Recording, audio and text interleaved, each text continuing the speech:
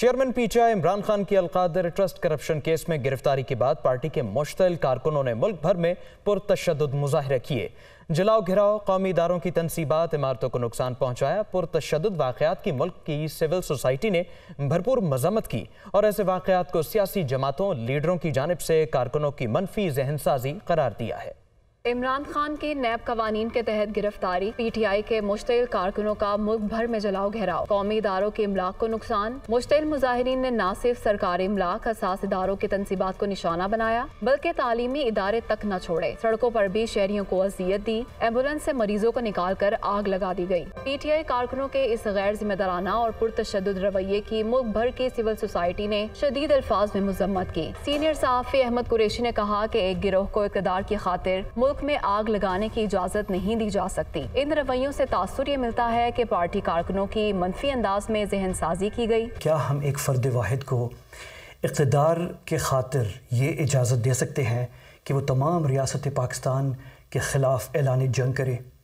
کیا ہم ایک فرد واحد کو اقتدار کے خاطر یہ اجازت دے سکتے ہیں کہ وہ ریاست پاکستان کو ہمارے سروں پر زمین بوس کر دے، گرا دے؟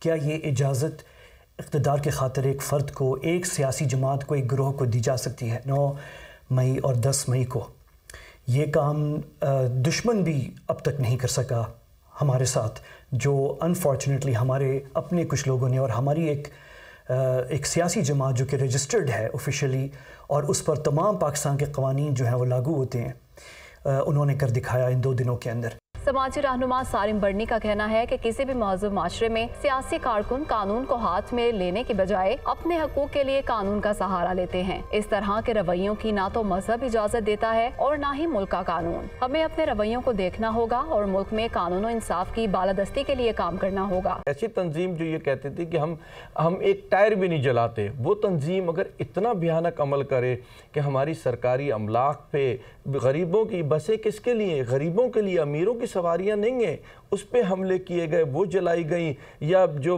کچھ کیا گیا آرمی کے ساتھ کیا گیا، میں نہیں سمجھتا کہ یہ ایک اچھا اقدام ہے۔ اور وہ تنظیم جو یہ کہتی تھی کہ جو بھی اگر آپ کلیئر ہیں تو عدالت سے رابطہ کریں، جب یہ دوسری پارٹیوں کو پکڑتے تھے، تو آج اگر آپ پکڑے گئے تو میں سمجھتا ہوں انہیں عدالتوں میں آپ کو بھی جانا چاہیے۔ اپنے اقتدار کے لیے آپ ملک کا جنازہ نکال دیں، اس سے شرمناک بات نہیں ہو سکتی۔ سماجی رہنما عبدالحی نے کہا کہ عالمی انسانی حقوق کا منشور آپ کو اظہار رائے کی آزادی اور سیاست کی اجازت دیتا ہے، مگر اس کی آڑ میں ملک میں انارکی پھیلانا اور املاک کو نقصان پہنچانا قابل مذمت ہے۔ کسی بھی ملک سرکاری املاک حکومتوں کی نہیں بلکہ عوام کی ملکیت ہوتی ہے اور ان کو تباہ کرنا قومی نقصان کے مترادف ہے۔ عالمی انسانی حقوق کا جو منشور ہے وہ آپ کو اجازت دیتا ہے احتجاج کرنے کا، آپ کو بولنے کی آزادی ہے، آپ کا حق ہے کہ آپ بات کریں، سیاست کریں، سیاسی جماعت بنائیں، ووٹ دینے کا حق ہے، ووٹ لینے کا حق ہے، یہ سارے حقوق آپ کے پاس ہیں۔ جو کچھ آپ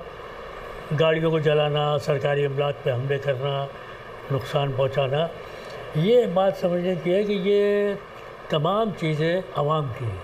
عوام کے پیسوں کو اس طرح سے ضائع کرنا میرا خیال ہے کہ یہ مناسب بات نہیں ہے۔ اگر احتجاج تشدد کی طرف رخ اختیار کرے تو وہ پھر آپ حکومت کو نقصان نہیں پہنچا رہے، آپ عام آدمی کو نقصان۔